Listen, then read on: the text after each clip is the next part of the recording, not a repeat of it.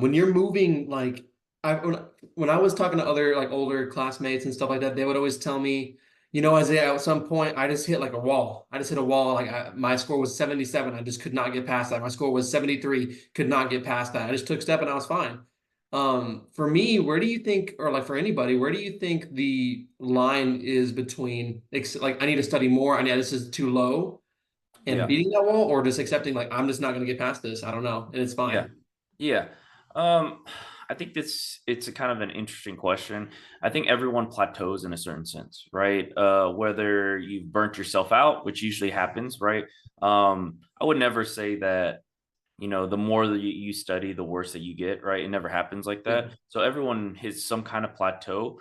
I say the plateau usually comes um it's kind of 50-50. I would say. Some of it is content and then some of it is test taking strategy. And then of course the burnout factor is really high too.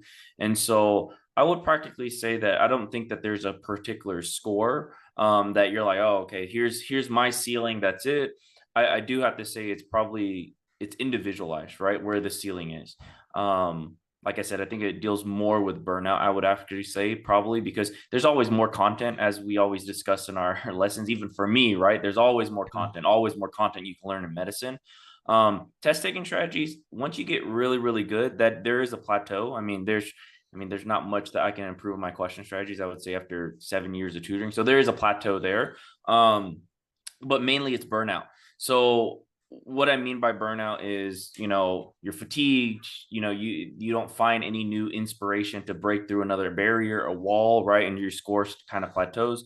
I would say that I would say a safe margin nowadays is if you get above 70% consistently, right? And you're just kind of like, oh man, I'm so tired of studying. I've got my content down. I've maxed out as best as I can on test taking strategies, and I'm getting to a point of burnout. That is probably where you're going to be pretty comfortable and safe taking the test and having a good pass rate.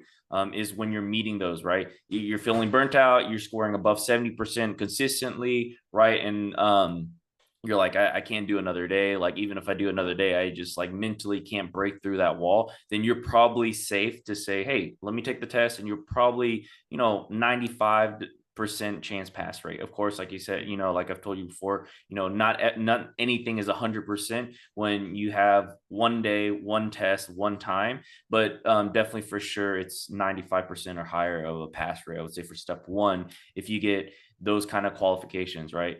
Above Sure. 70%, feeling burnt out, can't do anymore, hit a ceiling, right? And that's probably a good kind of indicator that you're ready. Cool.